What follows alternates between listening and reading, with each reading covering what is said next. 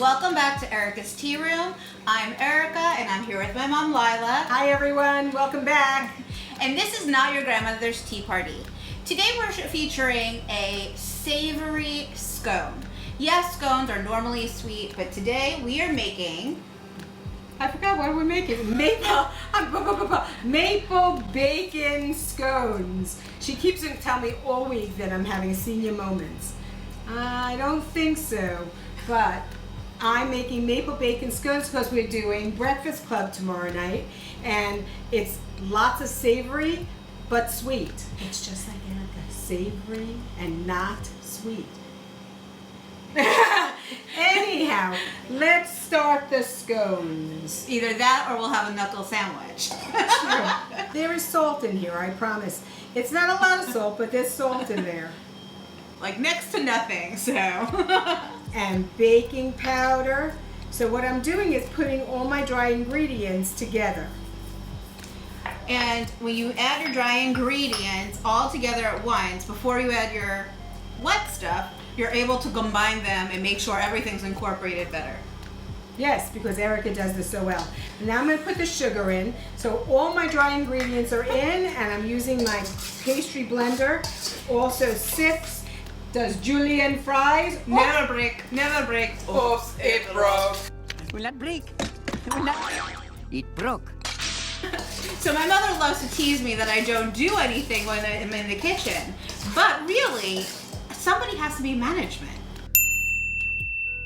Every week people say it's so good that your daughter allows you to work here at Erika's I think I'm a very Tea Room. smart and very savvy employer. Yeah. Employer. I just put in the butter. And again, it doesn't take a lot of anything. A little bit of this and a little bit of that. So we're cutting the butter in. I'm cutting the butter in. We're cutting the butter in. We're cutting the butter in. Okay, Erika is going to sing amongst herself.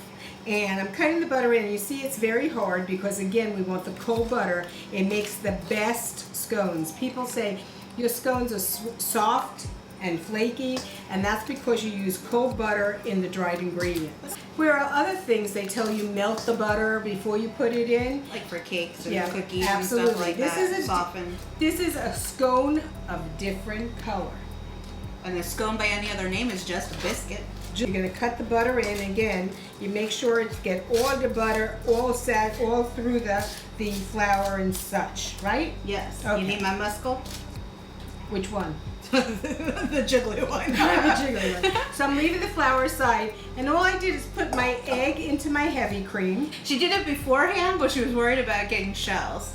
No, I wasn't worried about getting shells. I didn't want the egg all over me. Oh, she's so dumb. With that said, this is maple extract. So we're making a maple bacon. There's several ways you could put maple in this. I could use maple syrup. I could use maple extract, and I'm not using that much because extract is very potent. So you can see right away it changes the cream and the egg to a brown color. And I could have used maple syrup, which is a little thinner, and then I would have probably used a tablespoon instead of 2 teaspoons that I used of this. See how nice that is? Smell that. It's really nice and mapley. So this is very similar to French toast meets bacon. So you have your whole French toast breakfast here. Right? So add a little bit of cinnamon in if you want, like you like cinnamon in your French toast. That's a good idea. My mom likes to make French toast and use raisin challah. So add some raisins with your bacon and your maple. That would be good. You have so many choices here, but I'm making a straight old maple. Straight up now, tell me, is it gonna be maple and bacon together? Oh. As I said to you, Erika takes every word people say, puts it to song. She's not going to be finished for a little bit, so I'll continue to talk to you because she's going to be a little bit wild. Okay, fine. Anyhow, she's back. Erika's back from outer space. I'm getting all the liquid put in. Before I put the bacon, you see the bacon is sitting on the side, and I'm going to put that in absolutely last. I want to make sure all the flour is incorporated. And start getting our ball looking like something. Right now we're a little flaky. I think Erika's a lot flaky, but that's okay. That's okay. She's my flaky. Earlier today, somebody was telling me about visiting China and how they visited a tea plantation and her teenage daughter was tea drunk. I never heard somebody say that before, but maybe it is a thing. Maybe I had a little too much tea today, and so I'm tea And drunk. you're teed tea drunk. on, teed off, Well, that's more like teed it. over. I never heard of tea drunk, but Yeah. teed works a lot of ways. So- So there's our Go. everything in, and now my bacon. And then we're gonna put the real tools of Look the at that trade. bacon. How'd that stay so big, that bacon? I'm going to cut that up a little. You can see how nice and well done it is. There's no fat. It's So- 40% lean. It's Hormel. They really do a very nice job in making bacon, and it's great to bake with. It's great to cook with because you make a quiche and something. It's already well done. So you see, here in Florida, every time you make a dough like this, you have to add a little flour. You can subtract flour, but it was a little loose for me, so I added a little flour, and then I'm going to just work it in. Work it. Work Work it it. good. Work it not too far. Oh God, one after the other. She really is on a roll today. So we have a very nice little ball coming together. This is gonna make probably about 8 scones, 8 to 10 scones, this Yeah. little ball that we have here. Yeah. So we're gonna get some nice scones out of it. And in a moment, we'll show you how easy it is to roll out. Again, we're using our biscuit cutter.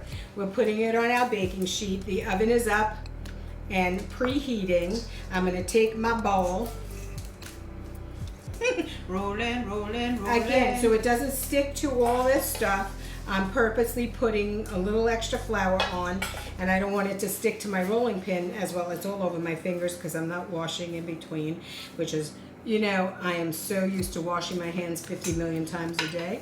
So I'm going to get this rolled out. Look how beautiful. Roll in the hay.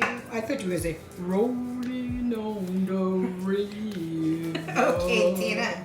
Do, do, do, do, do, do, Oh, do, please do, don't. do, Please. do. You're hurting people's ears.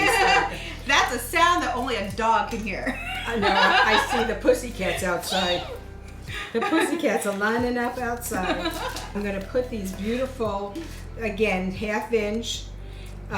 Thick. I wasn't saying thick. 1/2 inch apart. And the bacon is coming out the side, so I'm just pushing it in so it's nice. But you don't want to lose any of the bits. Yes, we're all You need about. big bits. I like big bits and I just cannot can't lie. lie. People watch us every week, was you too will start singing You when two anybody can be says. as crazy as Erika and I. Oh, at least you're including yourself. The leaf does not fall far from the tree. It's like one bad apple spoils the bunch. Let me tell you, I don't know where I got her from. Under some tree. I came from the Cabbage Patch. Yes, and I keep on telling you that story. So, we had a tea arrive just a little over a year ago, and it is French toast. So, it is a beautiful black tea, and you see pieces of the beautiful maple leaf. So when you smell it, it smells like maple syrup.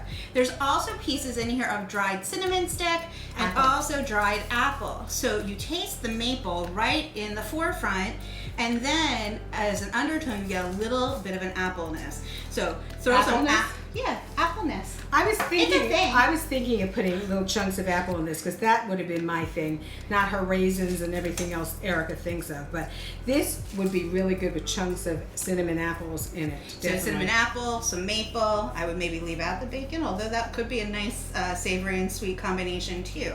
So when we first tasted this and we did a breakfast themed event, we did the maple bacon scones for the first time, and they were absolutely fabulous. So I've got my pretty little teacup, and I've already added my milk directly to it because I like my milk in my tea. So I've got my beautiful cup of tea already pre-sugared and milked. Sugared and milk, Erika. And it tastes like fresh maple syrup. If you don't like the maple syrup, substitute it for some other type of syrup.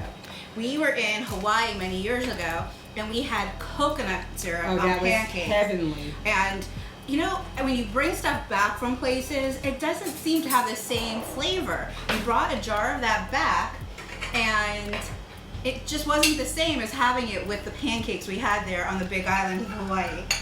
So let me cut a little piece because Erika had some of this earlier, and I'm going to go get you some Devon cream. But look inside. You have the chunks of the bacon throughout. Really smells like cinnamon in a cup. And I'm going to give her some Devon cream. I didn't wait. She didn't wait for the Devon cream. Why didn't you wait for the Devon cream? I'm a purist. You're a purist? So here's some Devon cream. Here, honey. Really very bacony, lots of maple. Everything is better with white chocolate Devon cream. So you get the savoriness of the bacon, that salty sweetness, but then the maple is that sugary like candy. So it tastes like candy bacon. Candy bacon. Do you know that was a big thing at one time? People were Bacon everything, chocolate covered bacon. Yeah, chocolate covered. And I would like chocolate and bacon together too as another savory scone. Well, maybe hold that on abeyance for another time. So as always, we wish you good tea with good scones and good friends. And always remember, memories are made with every cup. See us next Thursday, same time, same station. same bad channel. Same bat channel and same two people. Sorry. See you soon. Bye-bye. Good night.